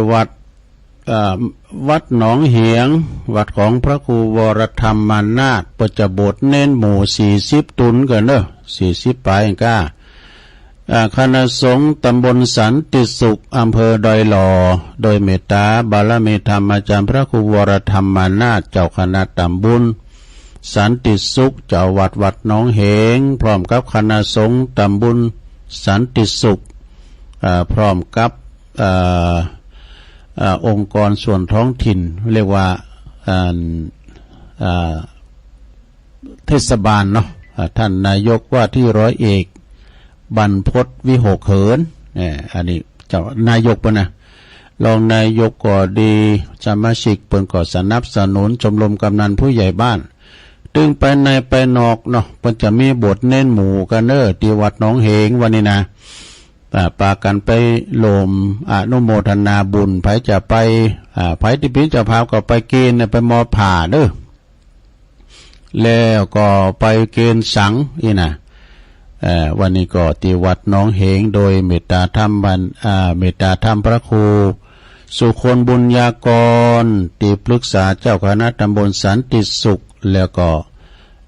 เปิ้นเป็นพระอุปชาด้วยนะพระอุปชาที่เปิ้นจะได้ไปเป็นเก้าเป็นกันในการโบสถ์ครั้งนี้ด้วยที่วัดหนองเหงเนอะสัทธาวันนี้นะตัวลุงก็ไปแล้วก็แต่ว่านี่ก็วัดหนองโลเนาะหนองลั่วตำบลยางครามก็เลวไป บ่นว่าโบสถ์เป็น30ตุนพุ่นน่ะก็เป็นรณรงค์การโบสถ์สู่ร่มผ้ากาสาวพัสเนาะอันนี้ก็วันพุธเนี่ยวันที่7นะวันที่7เนี่ยก็งานฉลองตราตั้งเจ้าอาวาสวัดมงคลวลารามล่องเคยกวาวตำบลหนองโยงอำเภอเวียงหนองล่องโดยเมตตาธรรมพระอธิการนครปัญญาวุฒโธตุปีคอนี่เปิ้นไปโบสถ์ปุ่นกันเด้อเปิ้นไปโบสถ์ที่วัดห้วยบุงลี่นะลูกศิษย์ของอาจารย์สนิทนะท่านพระอาจารย์สนิทพระอาจารย์สนิทเปิ้นก็จะมาเด้อจะวัดห้วยบง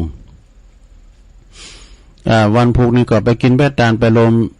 มมุทิตาจิตครับตัวปีคอนเนี่ยมีฟังซอด้วยมีซอตลอดวันที่วัดมงคลวลารามล่องเคอกวาวเพราะจะไปเปิดห้องตาลก้ามสังก้าก่อปากันไปเนอะ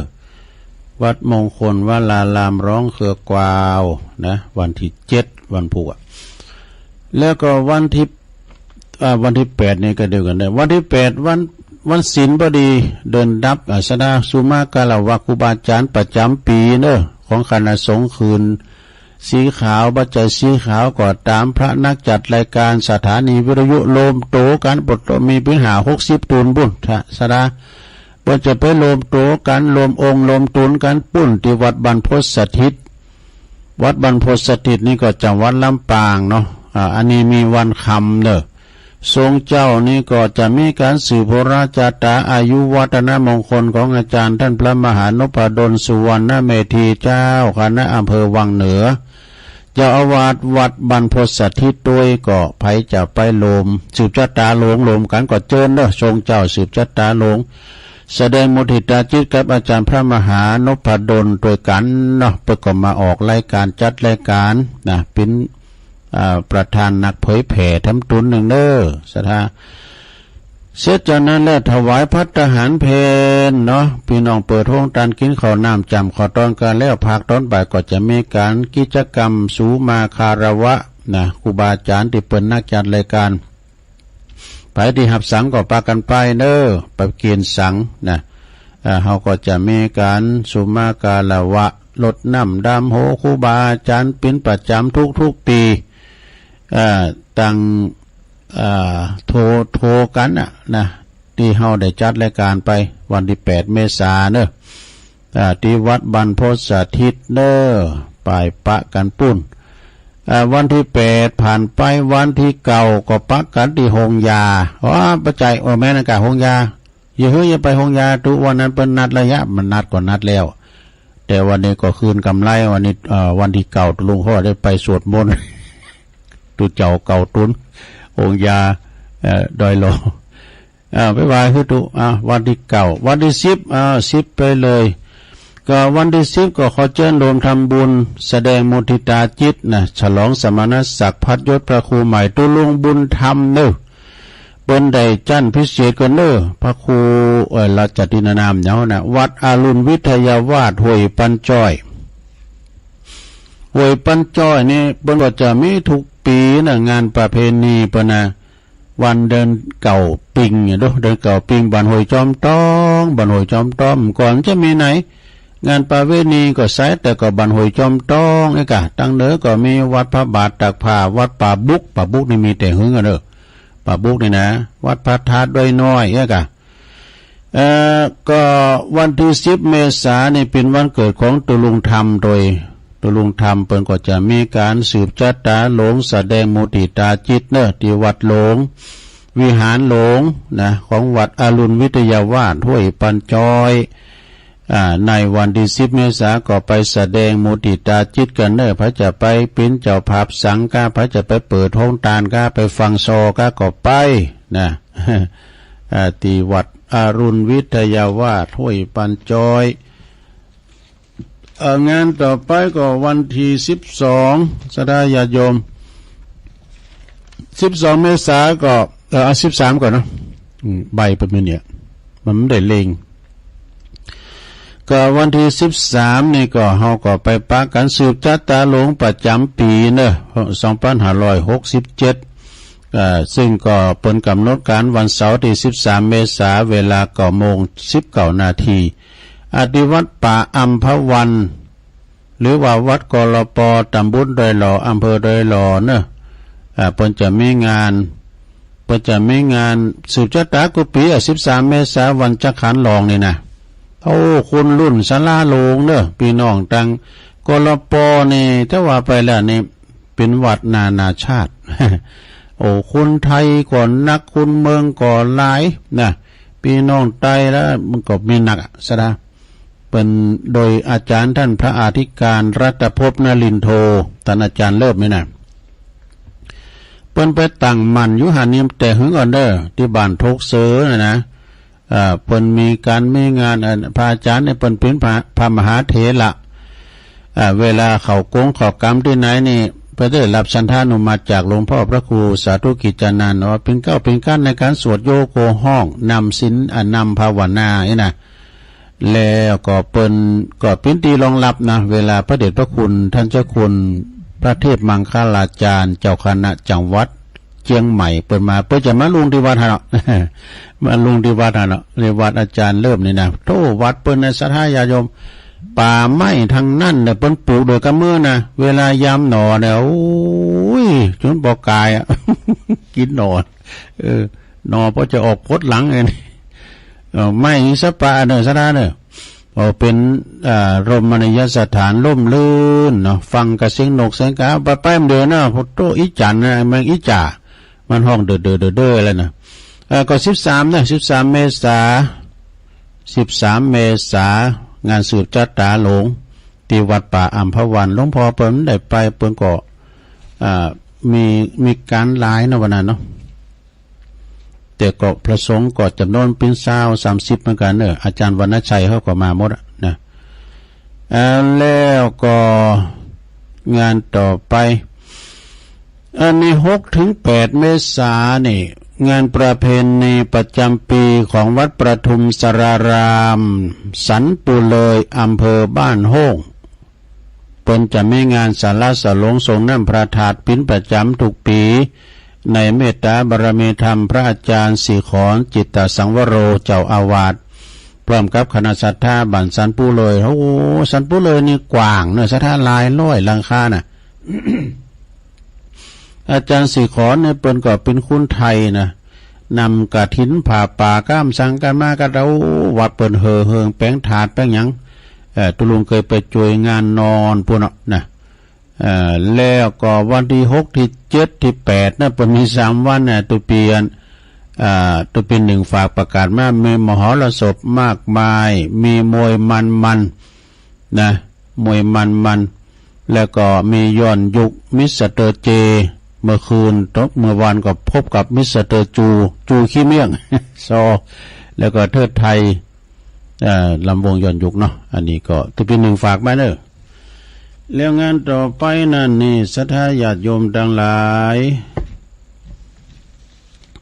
งานต่อไปเป็นประกวดธิดาดวงดีด้วยวะตัวเป็น1วันนะธิดาดวงดีจือที่วัดปทุมสารามนะธิดาดวงดี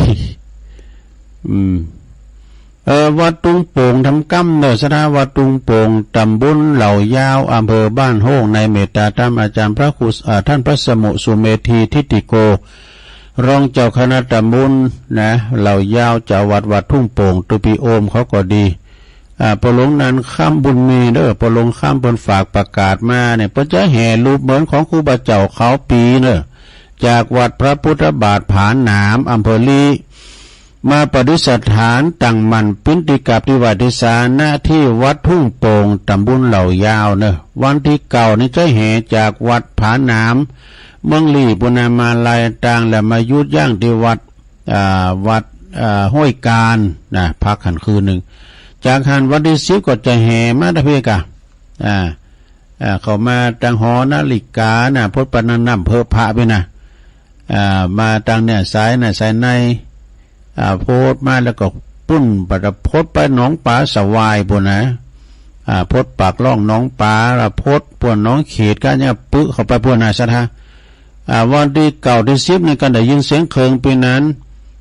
สิ่งค่ำอาจารย์หรือว่าประโลงค่ำนี่ก็ปากกันหายหอมเด้อสัทธาเด้อบอกกินบอกตานนะ ครูบาเขาปีนี่เปิ้นเป็นลูกศิษย์ของครูบาเจ้าศิวิจัย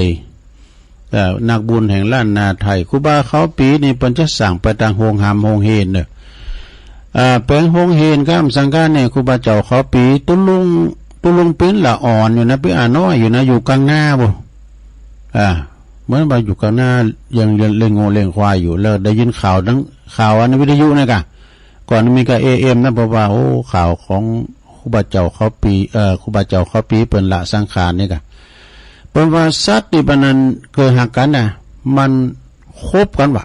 หมดนี่นะมันคบกันว่ะเปิ้นว่ามันญาตินะมันปาฏิหาริย์อย่างได้หมดเนาะเป็นว่าครูบาเขาปีเปิ้นละสังขารก็เปิ้นแปลงโฮงเฮน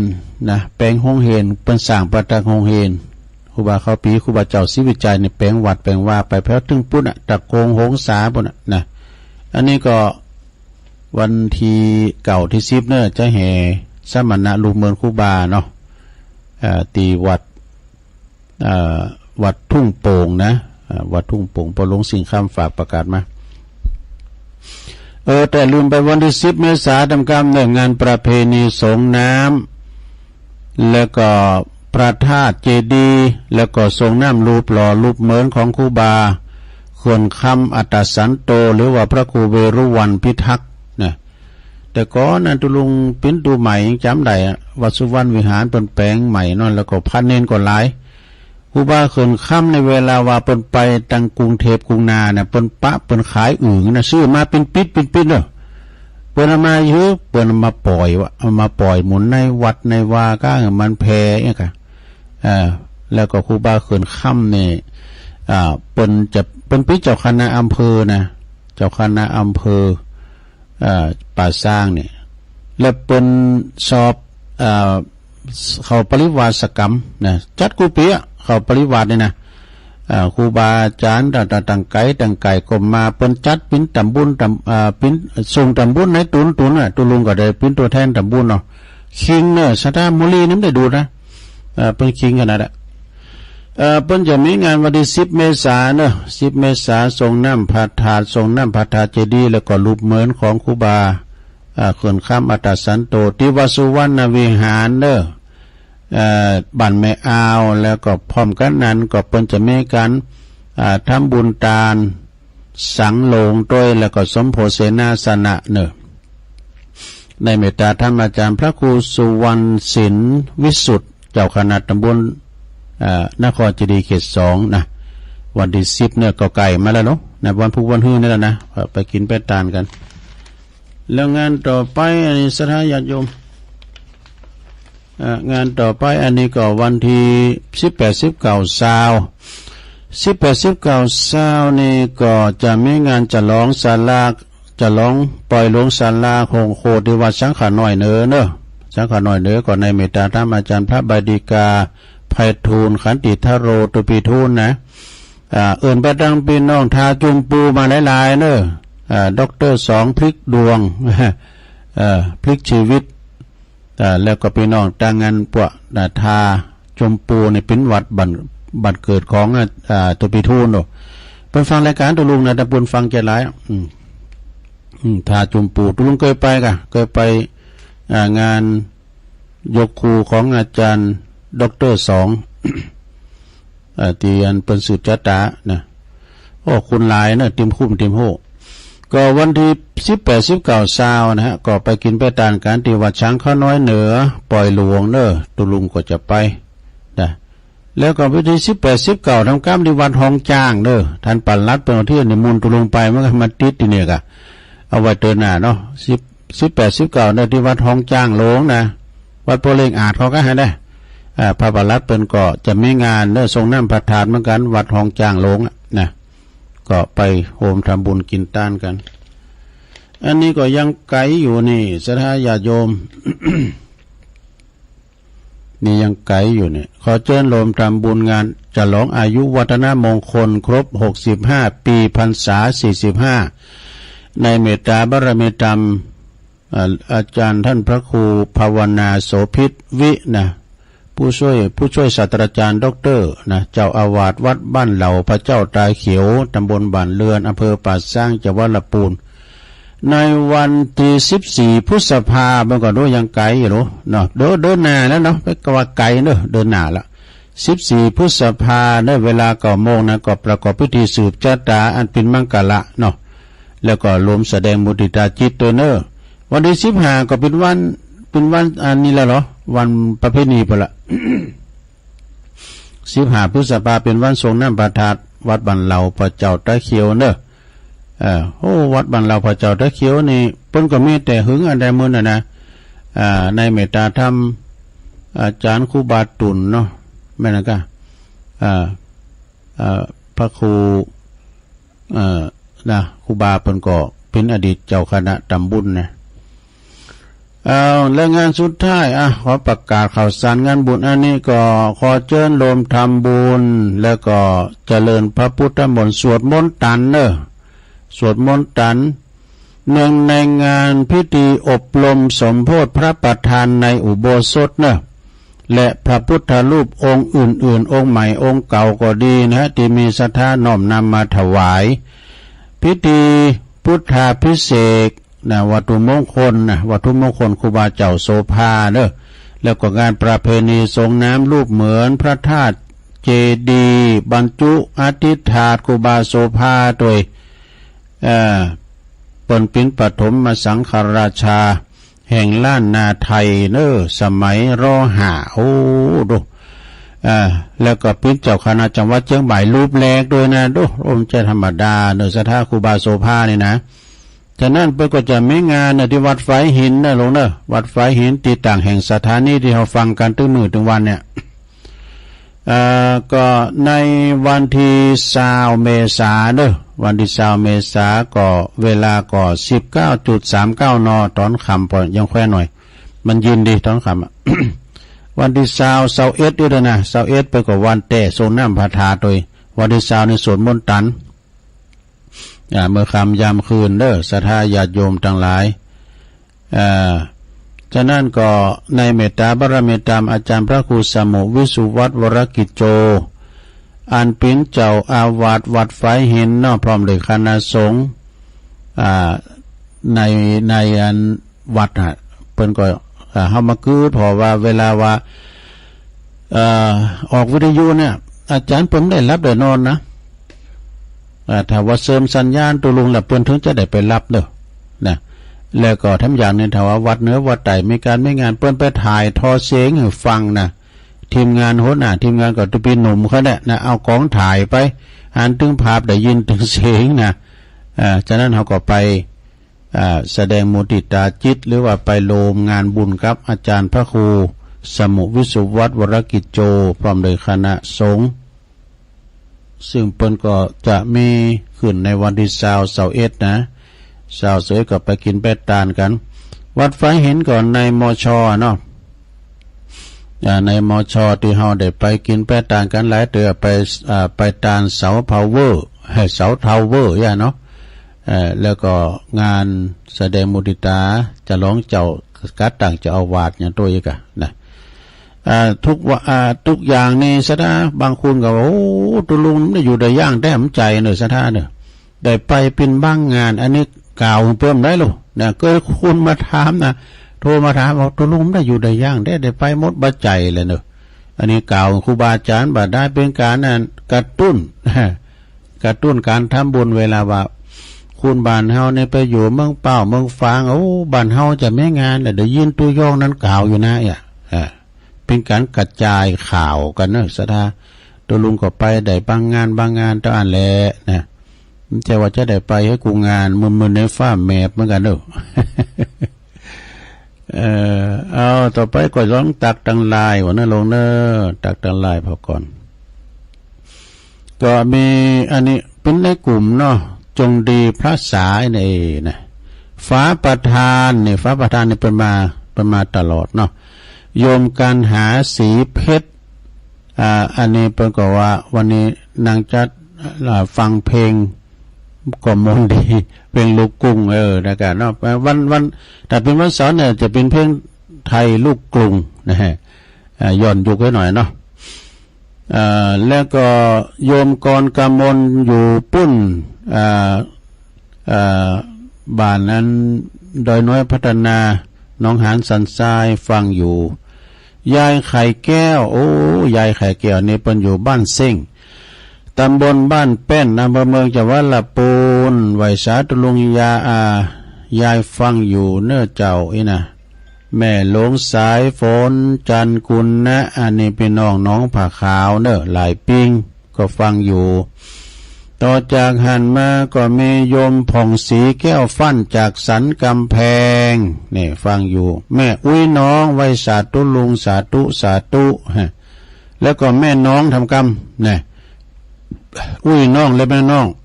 ฟังตุลุงอยู่เจ้าอีโดโยมนวลนิชาวชาตินี่ก็ฟังอยู่เจ้านะบรรจงไปไอ้บรรจงการทโวนี่ติดตามตลอดนะเป็นอยู่น้ำดิบเหนือนะไอ้บรรจงนี่ก่อนเนี่ยครับรถส่งนักเรียนส่งตู้ส่งพระนักเรียนแล้วก็เดี๋ยวนี้ใครวางมือไปเนาะใครวางมือพี่ใหญ่ยงหยุดมณีวันนมัสการครับตุลุงฟังจากบ้านบ่อเหี้ยวลำปางบนเนอะ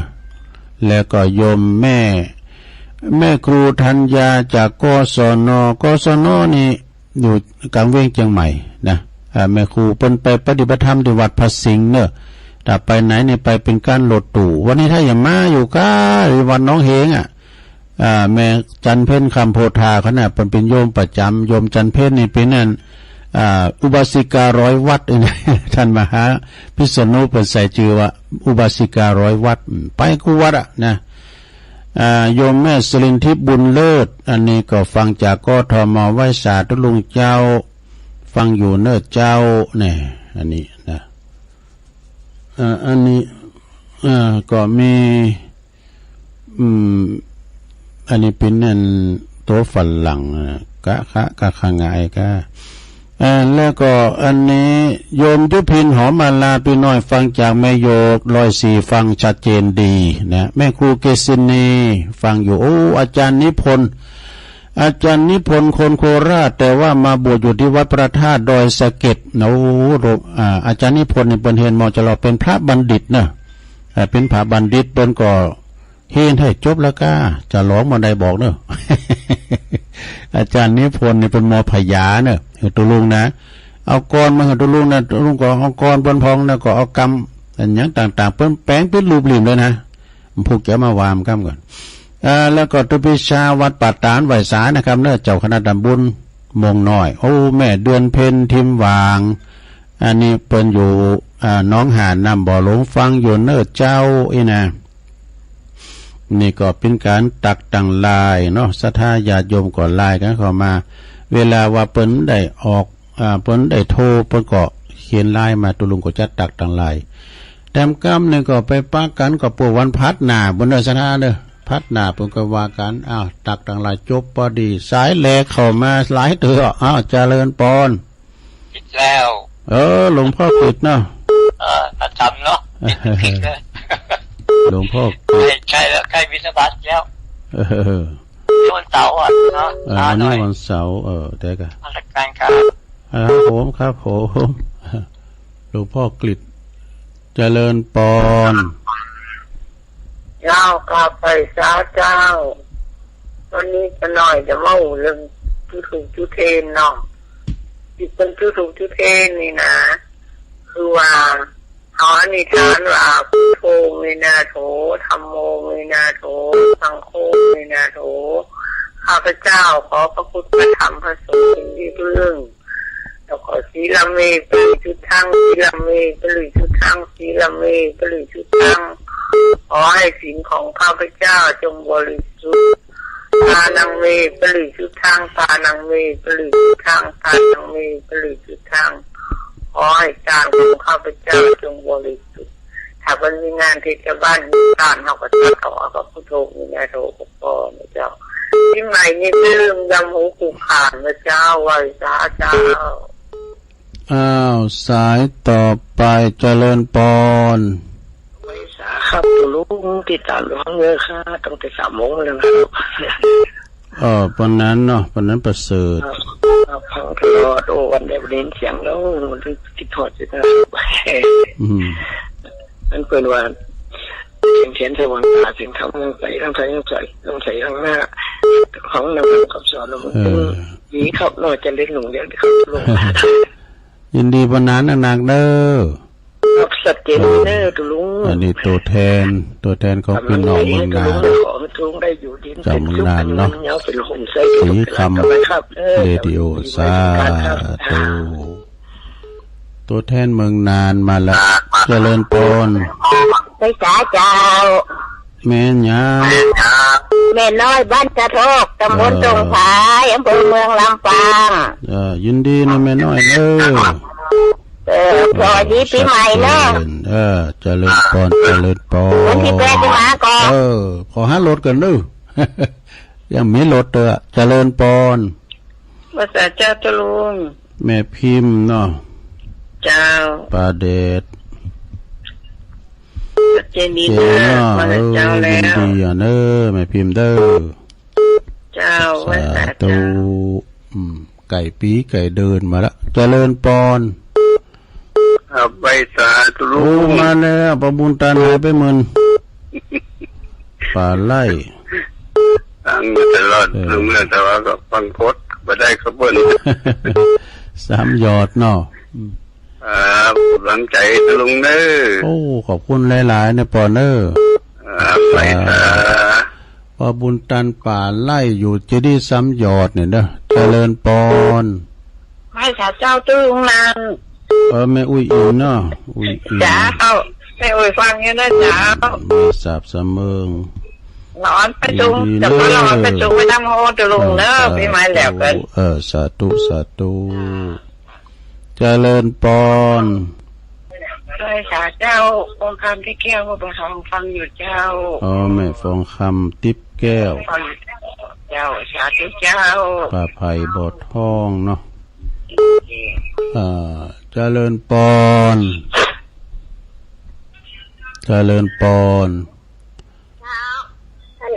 ฟังอยู่เจ้าแม่ยังแม่ปานีเจ้าแม่ปานีเนาะแม่ปานีน้องเต็นเนาะน้องเต็นสันปะเจ้าอันนี้ลูกเจ้ายินดีนะแม่ปานีเด้อบุญรักษาสาธุเจ้า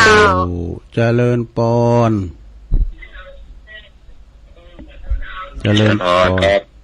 อยู่ตั้งไหนปอกสองเท่าฟ้าอูครับฮะ2 เท่าฟ้าอูฮงโง่ครับ2 เท่าฟ้าอูฮงโง่ครับผมนายลูกจิตสมบัติครับแม่ลูกจิตสมบัตินะเจ้าของสถานีเนอะอันนี้นะ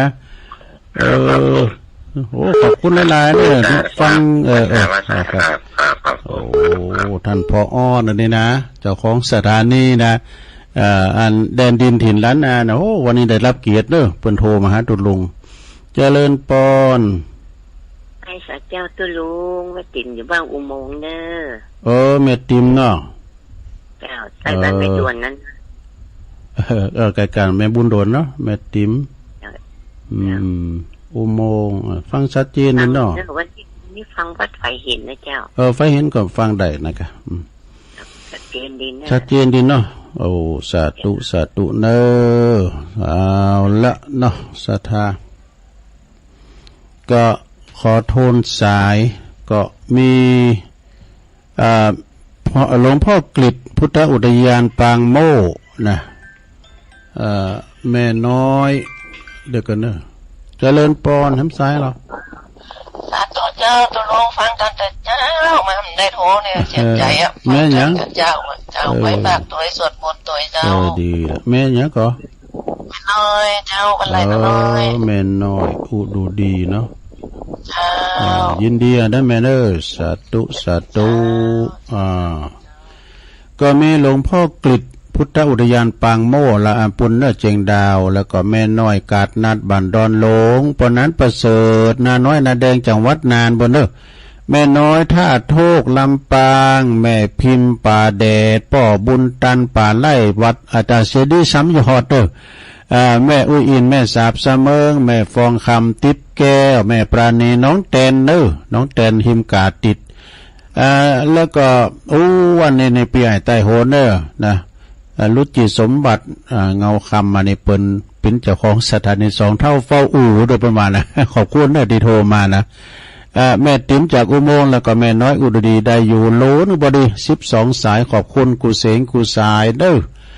เอาไว้ปะหน้ากันก็วันพัดหน้าบนนอสถาญาโยมเนาะวันจันทร์นั่นก็เปิ้นถ่ายทอดเสียงจากวัดบรรพตสถิตตัวลุงก็นำรายการจากหน้าสถาไปก่อนก็เดือก็ฟังอาจารย์นิคมเสียงธรรมจากวัดจันทร์กันต่อไปโชคดีมีใจเหมือนกันจุกลจุตานจัตตาโรธรรมาวัฏันติอายุวันโนสุขังปะลัง